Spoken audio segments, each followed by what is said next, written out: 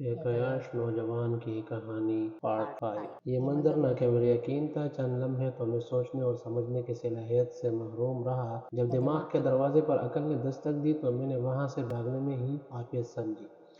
گاڑی کچی سڑک پہ کھڑی تھی اور گاڑی تک پہنچنے میں مجھے کم از کم 15 منٹ لگے، کیونکہ یہ جگہ سڑک سے کافی دور تھی اور میں اکثر اوقات یہاں آیا کرتا۔ پہلے تو کبھی ایسا نہیں ہوا تھا، مگر میں جان چکا تھا یہ جنات کی حرکت ہے۔ شاید اس جگہ پر جنات کا بسیرا ہے۔ جنات کے متعلق قصے کہانیوں سے مجھے کوئی دلچسپی نہیں تھی۔ یہی وجہ تھی کہ میرے معلومات جنات کے بارے میں نہ ہونے کے برابر تھی۔ اس مکروہ شکل والے انسان کو میں بھولا نہیں تھا۔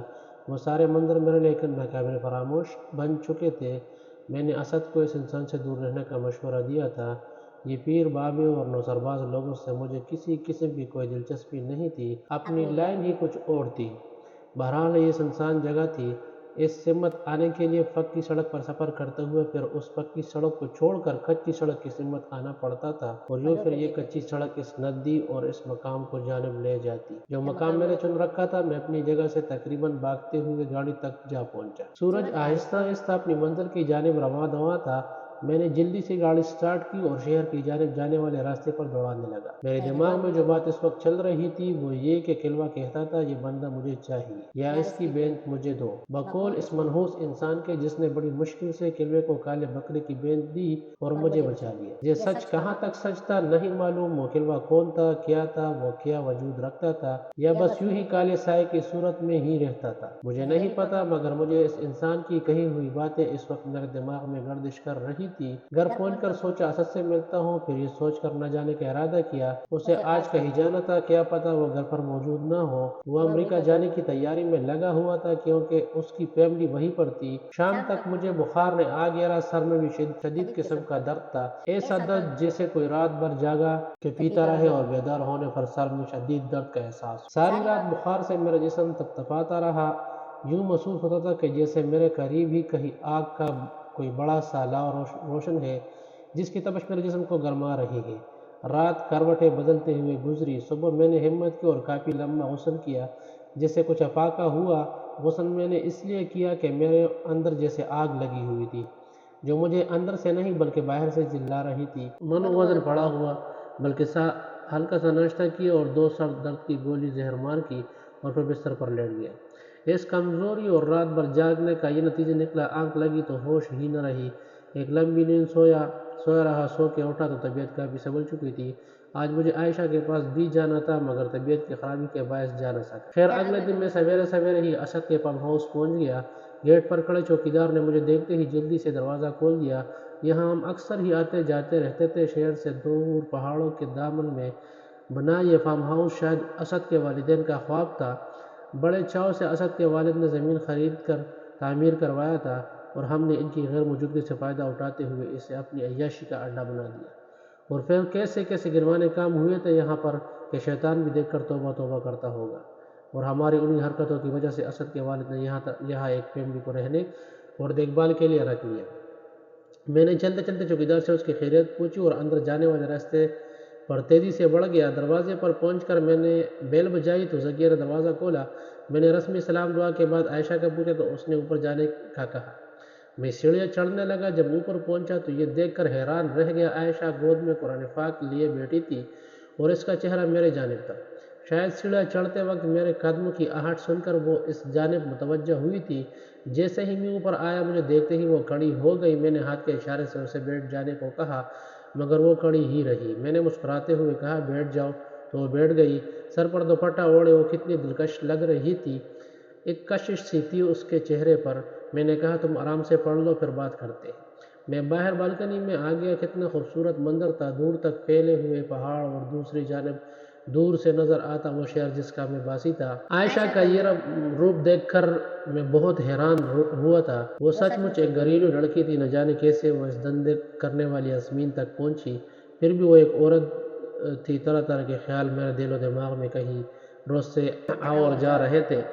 کیا پتہ یہ عائشہ کون تھی، کہاں سے آئی تھی اور کیسے لڑکی تھی؟ کیا خبر گھر سے بھاگی ہو یا کسی اپنی عاشق کے ساتھ بھاگی ہو اور وہ اسے یاسمین کے حوالے کر کے خود بھاگ گیا ہو؟ عورت ہر مقام پر باغی ہو کر سچی اور مظلوم ثابت ہو جاتی ہے۔ ایسی عورت ایسی لائق ہوتی ہے کہ کسی یاسمین جیسی عورت کے ہاں پہنچ کر مردوں کی باہوں کی زینت بنے۔ اگر ایسا ہی ہوا تو میں اسے واپس اسی جگہ چھوڑ دوں گا جو اس کے رہنے کے قابل ہے، ایک ذرا بھی رحم نہیں کروں گا، کیونکہ ایک گندی مچھلی کبھی بھی صاف پانی میں نہیں رہ سکتی۔ میں غلط تھا، میں غلط ہوں، سارے شہر میں بدنام ہی سہی، مگر میں نے کبھی اچھا بننے کی کوشش نہیں کی، کبھی شرافت کا لبادہ اوڑھ کر شریف بننے کی کوشش نہیں کی تھی۔ میں جو تھا میں وہی ہوں اور ویسا ہی رہنا چاہتا ہوں، اور اگر اس نے میری ہمدردی حاصل کر کے مجھ سے فائدہ لیا ہوا تو میں اس کی شرافت کا حشر نشر کر کے رکھ دوں گا۔ میں انہی سوچوں میں گم تھا کہ سلام کی آواز پر چونک گیا۔ میرے پیچھے عائشہ کھڑی تھی، اس نے ابھی تک وہ دوپٹہ ویسے ہی انداز میں اوڑھ رکھا تھا، وہ بہت باحیا معلوم ہو رہی تھی۔ میں چند لمحے اسے غور سے دیکھتا رہا، پھر میں نے کہا، میں نہیں جانتا میں نے تمہاری مدد کیوں کی، بہرحال تمہیں پتہ ہی ہوگا یاسمین کیسی عورت ہے اور کیسے کیسے لوگوں سے اس کے تعلقات ہیں۔ اس شہر کے سارے شریف لوگ اس کی مٹھی میں بند رہتے ہیں۔ یہ سب کچھ جانتے ہوئے بھی میں نے تمہاری مدد کی۔ آج اگر تم یہاں کھڑی ہو تو صرف میری وجہ سے کھڑی ہو۔ میرا تم پر احسان ہے جسے تمہیں یاد رکھنا ہے، اور احسان کے بدلے احسان ہی کیا جاتا ہے۔ اگر ایسا نہ کرتا تو نہ جانے تمہارا وہاں کیا حشر ہوتا۔ یاسمین ہر روز تمہیں بیچتی، شریف لوگ نہایت ہی شرافت سے نوچتے، تمہیں ہر روز ایک شریف انسان آتا، ہر روز تمہیں اس تکلیف کا سامنا کرنا پڑتا، اور پھر رب تک تم بھی اس ماحول کی عادی ہو جاتی اور اس دنیا کا حصہ بن جاتی۔ پھر ایک وقت ایسا بھی آتا ہے کہ تم شہر سے شہر بائی بن جاتی، مگر میں نے ایسا ہونے نہیں دیا۔ میں نے محسوس کیا وہ میری جانب ٹھٹکتی بن کے دیکھ رہی ہے، اور پھر میں نے اچانک اس کی جانب دیکھا اور دیکھتا ہی رہا تب تک جب تک اس نے اپنا رخ نہ موڑا۔ چند لمحے تو میں خاموش رہا، پھر میں نے کہا، عائشہ میری باتیں تمہیں سمجھ آ رہی ہے کہ نہیں؟ وہ حیرانی سے میرے جانب دیکھنے لگی۔ یہی وہ لمحہ تھا جب میں عائشہ کے قریب سے قریب تر چلا گیا۔ میں نے اپنا ہاتھ اس کے کندھے پر رکھتے ہوئے کہا، اس دن میں نے تمہاری بات مانی تھی اور آج تم میری بات مانو۔ میں نے محسوس کیا وہ ہلکی ہلکی سے کانپنے لگی تھی۔ میں نے اپنا چہرہ اس کے چہرے کے بالکل قریب کیا تو وہ گھبرا کر پیچھے ہٹ گئی۔ میں روکا نہیں، پھر کوشش کی تو اس بار جیسے ہی اس کے ٹانگوں میں جان باقی نہ رہی اور وہ نیچے بیٹھ کے اپنے چہرے پر ہاتھ رکھ کر رونے لگی۔ میں خاموش سے دیکھتا رہا اور وہ روتی رہی۔ میں نے خاموشی توڑتے ہوئے کہا، جو ہونا ہی ہے وہ تو ہوگا ہی، تم چہرہ چھپا کے بھلے ہی روتے رہو، یہ سب میرے پلان میں طے شدہ تھا۔ اگر وہ راضی ہو جاتی تو میں کہاں رکنے والا تھا، اب اگلا فتح پھینکنا تھا۔ میں نے اپنے لہجے میں سختی کا تاثر لاتے ہوئے کہا، یہ کیا تماشا ہے، اوپر اٹھو اور مجھ سے بات کرو۔ مگر وہ روتی رہی، نہ تو اس نے میری کسی بات کا جواب دیا اور نہ ہی اس کا رونا بند ہوا۔ میں نے نہایت ہی بلند آواز میں غصے سے کہا، کیا تم گونگی بہری بن گئی ہو؟ وہ جہاں بیٹھی تھی ڈر کے 2 قدم وہاں سے پیچھے کی جانب کھسک گئی۔ مجھے بے اختیار ہنسی آ گئی۔ وہ روتی رہی اور میں خاموشی سے اسے روتا ہوا دیکھتا رہا۔ اس وقت وہ بالکل کسی چھوٹی بچی کی طرح لگ رہی تھی جو رو کر اپنی ناراضگی کا اظہار کر رہی ہو۔ تم عورتیں بھی کتنی عجیب ہوتی ہو، جسے تم پسند کرو وہ بے حیائی پہ اتر آؤ تو محبت، اور اگر کوئی مرد ایسا کرے تو وہ تمہیں ناگوار گزرے تو مرد بے حیا، تم بے حیائی کے بعد بھی پارسائی کے دعوے دار بن جاتی ہو۔ محبت کے نام پر جتنی بے حیائی ہوتی ہے اتنے تو شاید کسی دھندا کرنے والے کے کوٹے پر بھی نہیں ہوگی۔ بہرحال میں آج کے بعد کبھی بھی تم سے ایسی باتیں نہیں کروں گا اور نہ ہی تمہیں مجبور کروں گا۔ مجبور کرنے اور زبردستی کا میں ہرگز قائل نہیں ہوں، میں صرف پرکھنا چاہتا تھا اور تم نے روکا، میں رک گیا۔ وہ روتے روتے حیرت سے میری جانب دیکھنے لگی، جیسے میری بات پر یقین کرنے کی کوشش کر رہی ہو۔ یہ سچ تھا، میں نے کبھی بھی کسی عورت کو مجبور نہیں کیا تھا۔ چلو اٹھو اب جلدی سے اور مجھے بتاؤ کہ کیا وجہ بنی، کیوں اور کیسے تم یاسمین تک جا پہنچی۔ اس رات جب میں نے پہلی بار تمہیں دیکھا تھا تو تم ان تینوں لڑکیوں سے مجھے کچھ الگ سی لگی تھی، جو مجھے دیکھتے ہی اندر کمرے میں بھاگ گئی۔ نہ جانے یاسمین نے تمہیں میرے بارے میں کیا بتایا۔ کمرے میں داخل ہونے کی دیر تھی کہ تم نے رونا شروع کر دیا۔ مجھے یاسمین کے ہاں 4 نئی لڑکیوں کے آنے کی اطلاع ملی تھی۔ ان 4 لڑکیوں میں سے ایک تم بھی تھی اور وہ سن رہی تھی مگر خاموش تھی۔ میں نے کہا، عائشہ میں تم سے بات کر رہا ہوں، شاید وہ مجھے اپنا ہمدرد سمجھ رہی تھی اور پتہ نہیں اسے میں نے میرے بارے میں کیا کیا سوچ رکھا تھا۔ ایسے سلوکیوں سے مجھ سے شاید توقع نہ تھی۔ میں نے اسے بازو سے پکڑ کر اوپر اٹھایا اور ہاتھ پکڑ کر اندر لے آیا۔ وہ چپ تھی، سر اور نظر جھکائے، جیسے میں اس کا آقا اور وہ میری غلام۔ میں نے کرسی کی جانب بیٹھنے کا اشارہ دیا مگر وہ اسی طرح کھڑی رہی۔ میں اپنی جگہ سے اٹھا اور اس کے قریب پڑی کرسی کو گھسیٹ کر میز کے نیچے سے باہر نکال کے میں نے عائشہ سے کہا، بیٹھ جاؤ ورنہ مجھے اس بار غصہ آ جائے گا۔ وہ فوراً ہی بیٹھ گئی، سر جھکائے شاید اپنے پیروں کو دیکھنے لگی۔ میں نے پھر کہا، عائشہ اپنے بارے میں مجھے بتاؤ، تم کون ہو اور یاسمین تک کیسے پہنچی؟ میرا لہجہ نہایت ہی نرم تھا۔ میرے بات سنتے ہی عائشہ چہرے پر دونوں ہاتھ رکھ کر ایک بار پھر رونے لگی۔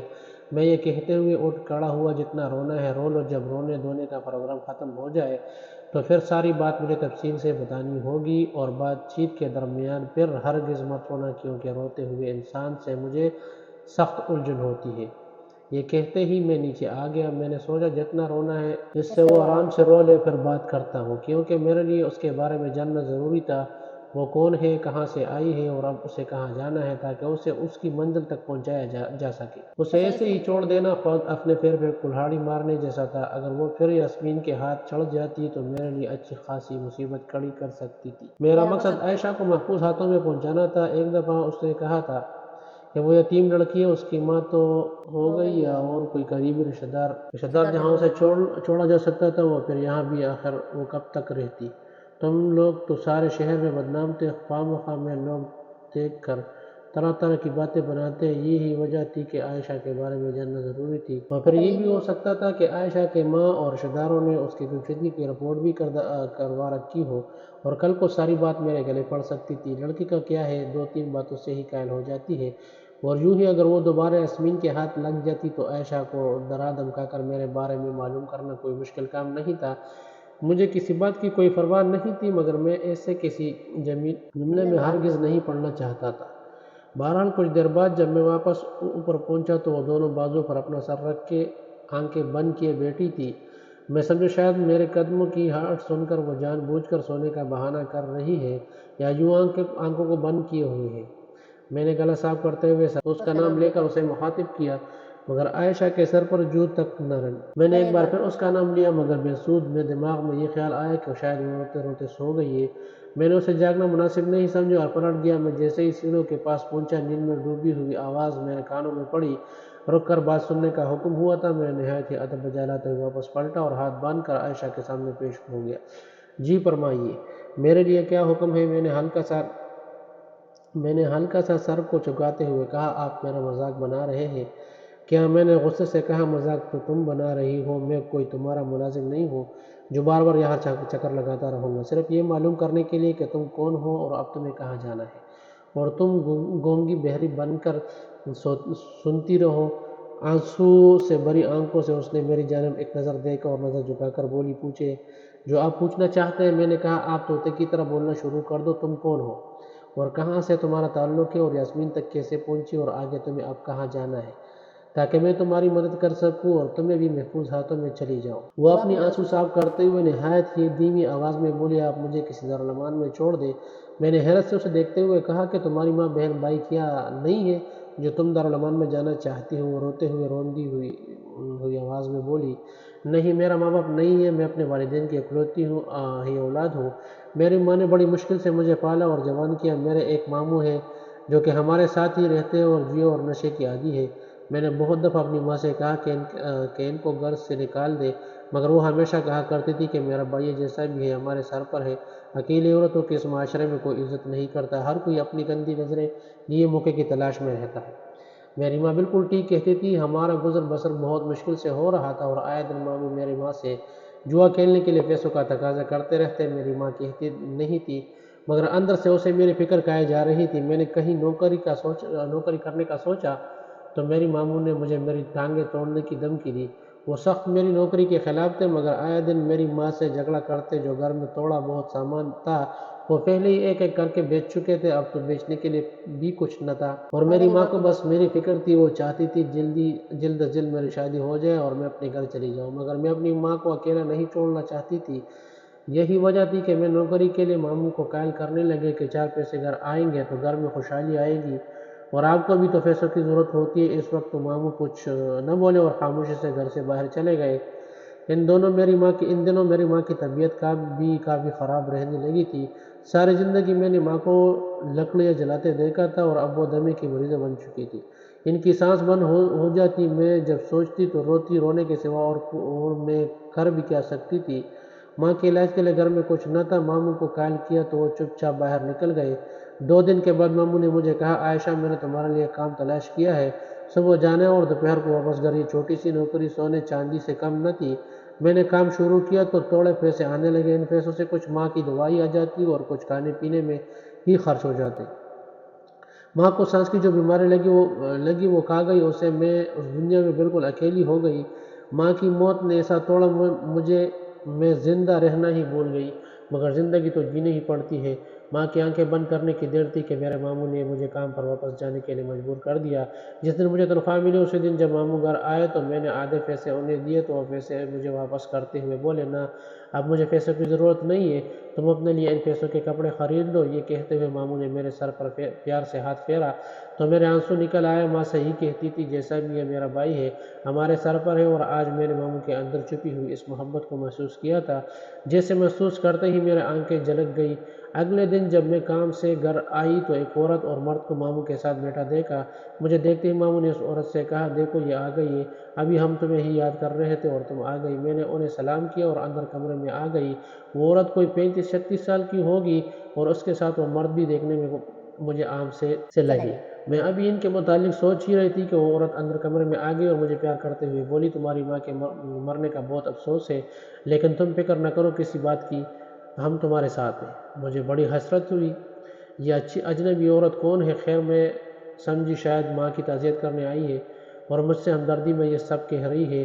اس نے جاتے ہوئے ہزار کے 5 نوٹ میرے ہاتھ میں دیے۔ میں نے بہت انکار کیا مگر وہ بضد تھی۔ میں نے پیسے رکھ لیے۔ ان کے جاتے ہی ماموں نے کہا کہ یہ میرے جاننے والے ہیں جو کہ لاہور سے صرف میری ماں کی تعزیت کے لیے آئے تھے۔ مجھے حیرت ہوئی، میں کبھی لاہور نہیں گئی تھی مگر اتنا ضرور جانتی تھی کہ کراچی سے لاہور بہت ہی دور ہے اور بقول ماموں کے وہ آئے ہی صرف تعزیت پیش کرنے کی۔ کوئی اتنی دور کسی قریبی رشتہ دار کے ہاں کے لیے ہی جاتا ہے، نہ کہ کسی غیر اور اجنبی کے لیے، کیونکہ اس سے پہلے میں نے کبھی ان لوگوں کو نہیں دیکھا تھا۔ ماموں نے مزید مجھے کہا، ان لوگوں کی ایک چھوٹی سی فیکٹری ہے جہاں بہت سی خواتین سلائی کا کام کرتی ہے اور اچھے خاصے پیسے کما رہی ہے۔ میں نے ان لوگوں سے تمہاری بات بھی کی ہے، وہ تمہیں رہائش کے ساتھ ساتھ کام بھی دے گی۔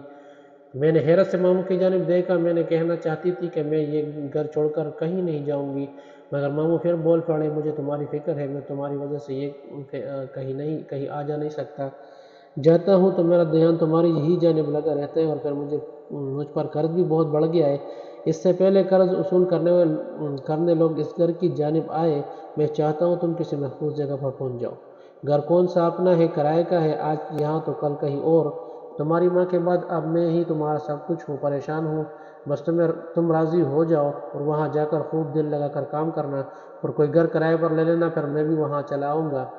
میں نے ساری بات کر لی، وہ لوگ تمہاری ہر لحاظ سے ہر طرح کی مدد کرنے کے لیے تیار ہے، بس یہ سلام دعا ہے جو کام آ گئی۔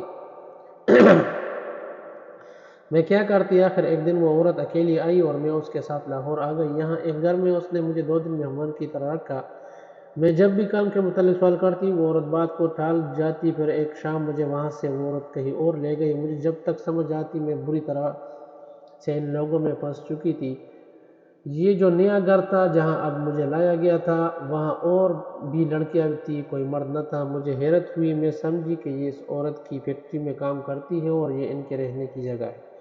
اس جگہ پر آنے کے بعد میں نے محسوس کیا کہ اس عورت کا رویہ بھی میرے ساتھ بدل چکا تھا اور مجھے جان بوجھ کر نظر انداز کر رہی تھی۔ میں نے اسے مخاطب کرتے ہوئے کہا کہ یہ لڑکیاں آپ کی فیکٹری میں کام کرتی ہے؟ تو اس نے میری بات سن کر ایک لڑکی کو آواز دے کر کہا کہ اس کو لے جا کر کمرے میں بند کر دو اور کام کے متعلق بھی سمجھا دو۔ عورت کی یہ بات سنتے ہی میرے ٹانگیں کانپنے لگی۔ اتنے میں ایک باری کم لڑکی آئی اور مجھے ساتھ چلنے کو کہنے لگی۔ میں نے عورت کی جانب دیکھتے ہوئے جانے سے انکار کر دیا۔ میرا انکار سنتے ہی عورت نے چلا کر کہا، اسے بالوں سے پکڑ کر گھسیٹتے ہوئے لے جاؤ اور دیکھنا کسی قسم کی یہ کوئی چوٹ نہ پہنچائے، اپنے آپ کو یہ اوپر کا مال ہے۔ میرا ڈر اور خوف سے بولتی بند ہو گئی۔ مجھے کچھ سمجھ نہیں آ رہی تھی کہ یہ میرے ساتھ ہو کیا رہا ہے۔ وہ لڑکی جو مجھے کمرے تک کیسے چھوڑ گئی مجھے پتہ ہی نہ چلا۔ میری تو سانس چل رہی تھی اور بس جب کچھ سمجھنے کے قائل ہوئی تو اٹھ کر اس خالی کمرے کا جائزہ لینے لگی جہاں صرف ایک چٹائی کے اور کچھ نہ تھا۔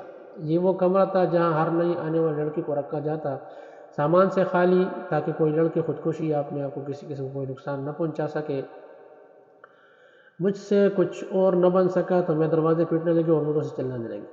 اچانک اس عورت نے دروازہ کھولا اور ایک زوردار تھپڑ میرے چہرے پر رسید کیا تو میں لڑکڑا کر نیچے گر گئی۔ وہ عورت چلاتے ہوئے کہنے لگی تیری ماموں نے تجھے بیچا ہے پورے 10 لاکھ میں، اگر چلانا ہی ہے تو اس پر چلاؤ۔ اب اگر تم نے دروازہ بجایا تو تمہارے کپڑے اتار کر تمہیں ننگا کر دوں گی۔ اس کی بات سن کر میری روح تک اندر سے کانپ گئی۔ میرا دل چاہا زمین پھٹ جائے اور میں اس میں اتر جاؤں۔ مجھے یقین نہیں ہو رہا تھا کہ یہ میرے ساتھ ہوا کیا ہے۔ کیا یہ عورت سچ بول رہی ہے؟ میرے سگے ماموں نے مجھے بیچ دیا۔ میں رو رو کر اللہ سے دعائیں کرنے لگی، وہ مجھے اس مصیبت سے باہر نکالے یا پھر مجھے موت آ جائے۔ روتے روتے میرا گلا بیٹھ گیا، ایک دیوار سے لگ کر میں بیٹھ گئی۔ شام کو اسی لڑکی نے دروازہ کھولا اور ایک نہایت ہی مکروہ قسم کی شکل والا آدمی اندر داخل ہوا۔ وہ مجھے عجیب سی نظروں سے دیکھنے لگا۔ پھر اس نے اسی لڑکی سے کہا ٹھیک ہے تم۔ وہ لڑکی باہر چلی گئی۔ وہ آدمی جیسے ہی دروازہ بند کرنے لگا میں نے شور مچا دیا، ڈر کے باہر چلا گیا۔ اس کے جاتے ہی وہی عورت اور لڑکی جو مجھے کمرے میں چھوڑ کر گئی تھی، دونوں کمرے میں آتے ہی مجھے مارنا شروع کر دیا۔ میں نیچے گر گئی مگر وہ لگاتار مجھے مارتی رہی۔ جب تک گئی تو دروازہ بند کر کے واپس چلی گئی۔ میرے آنکھوں میں اندھیرا سا چھا گیا۔ مجھے کچھ خبر نہیں میں کیسے کسی طرح یاسمین کے ہاں پہنچی۔ میری جب آنکھ کھلی تو میں بستر پر تھی۔ درد کی وجہ سے میرا پورا جسم دکھ رہا تھا۔ میں کتنی دیر ہوش و حواس کی دنیا سے بیگانی رہی، مجھے کچھ پتہ نہیں۔ وہ باتیں کرتی اور آنسو گراتی جاتی۔ میں نے ایک لمبا سانس چھوڑتے ہوئے کہا اس کا مطلب ہے تمہیں کراچی سے پہلے لاہور لایا گیا اور وہاں سے پھر یہاں، یعنی 4.5 گھنٹے کا سفر بنتا ہے اور تم سارے سفر میں بے ہوش ہی رہی۔ پھر جب تمہیں ہوش آیا پھر کیا ہوا؟ عائشہ نے اپنے آنسو صاف کرتے ہوئے کہا جب میری آنکھ کھلی تو میں نے بینا کو دیکھا جو مجھ پر جھکی ہوئی تھی۔ میں گھبرا کے جلدی سے اٹھ بیٹھی۔ بینا نے مجھے یوں دیکھا تو یاسمین کو بلا لائی، جس نے آتے ہی مجھے کہا لڑکی یہ وہ جگہ نہیں ہے جہاں تم تھی، یہاں تمہیں کوئی کچھ تب تک نہیں کہے گا جب تک تم کچھ کہنے کا موقع نہیں دو گی، اور اگر تم نے کسی قسم کوئی بھی گڑبڑ کرنے کی کوشش کی یا بات نہ مانی تو یاد رکھنا تمہارے ٹکڑے کرنے میں 1 منٹ بھی نہیں لگے گا۔ اب یہاں تمہارا ٹھکانہ ہے، سب کچھ ملے گا، کسی چیز کی کمی نہیں ہونے دوں گی، بس ہمارے دھندے کا خیال رکھنا ہے۔ مجھے پینے کے لیے ہیلدی ملا دودھ دیا گیا۔ میں 2 دن سے بھوکی تھی اور پھر اگلے دن آپ وہاں آ گئے، باقی سب آپ جانتے ہیں۔ اچھا یہ تھی تمہاری کہانی؟ میں نے کہا تو وہ نظریں اٹھا کر مجھے دیکھنے لگی۔ میں نے غور سے اس کی آنکھوں میں دیکھا تو وہ نظر جھکا گئی۔ میں نے کہا اچھا یہ بتاؤ جب میں وہاں پر برآمدے میں دوسری لڑکیوں کے ساتھ بیٹھا تھا اور تم مجھے دیکھتے ہی فوراً بھاگ کیوں گئی تھی؟ پہلے تو خاموش رہی پھر کہنے لگی کیونکہ میں خود کو چھپانا چاہتی تھی، مجھے نہیں پتا تھا کہ آپ باہر بیٹھے ہیں۔ میں تب پہلی بار کمرے سے باہر نکلی تھی تاکہ حالات کا جائزہ لے سکوں، کیونکہ مجھے وہاں نہیں رہنا تھا اور پھر آپ کو اندر بھیجا گیا۔ آپ کو دیکھتے ہی مجھے ایسا لگا جیسے وہ خاموش ہو گئی۔ میں نے چند لمحے انتظار کیا مگر وہ خاموش ہی رہی۔ میں نے کہا عائشہ تم نے بات ادھوری چھوڑ دی، مجھے دیکھ کے تمہیں کیا لگا بتاؤ مجھے۔ عائشہ نے کہا مجھے لگا جیسے اللہ پاک نے آپ کو میرے لیے وہاں بھیجا ہو۔ عائشہ کے یہ الفاظ سیدھے میرے دل میں جا کر لگے۔ جس لمحہ میں نے عائشہ کو غور سے دیکھا تھا مجھے اس کی آنکھوں میں بے پناہ کشش محسوس ہوئی تھی، ورنہ میں تو دل میں واپس پلٹ جانے کا ارادہ کر چکا تھا۔ تبھی یاسمین نے مجھے اس کے کمرے کی جانب اشارہ کرتے ہوئے آنکھ ماری تو میں مسکرا دیا کہ چلو اب آ ہی گیا ہوں تو پھر پلٹنا کیوں کر۔ میں نے پھر پوچھا بتاؤ تمہیں ایسا کیوں لگا کہ میں تمہارے لیے آیا ہوں؟ عائشہ نے کہا مجھے میرے اللہ پر پورا بھروسہ تھا۔ میرے سارے جسم میں سردی کی لہر سراہت کر گئی۔ میں نے سر جھکاتے ہوئے دھیمی آواز میں کہا میں تو خود لٹیرا تھا، بری نیت دل میں لے کر تمہاری جانب بڑھا تھا۔ عائشہ نے کہا اللہ کب کسی کے دل کو پھیر دے، کیا پتہ، وہ تو ہر چیز پر قادر ہے۔ مجھے دیکھے میں تو اب بھی آپ کے سامنے ہوں مگر مجھے اللہ کی ذات پاک پر پوری طرح مکمل بھروسہ ہے۔ اب تک اس نے مجھے بچائے رکھا، آگے بھی وہی حفاظت کرے گا۔ جس نے لوٹتے والے کو ہی میرا محافظ بنا دیا۔ مجھے لگا جیسے میرے دل پر کسی نے زوردار تماچا دے مارا ہو۔ میں ایک لمحے میں وہاں سے اٹھا اور واپس چلا آیا۔ والسلام۔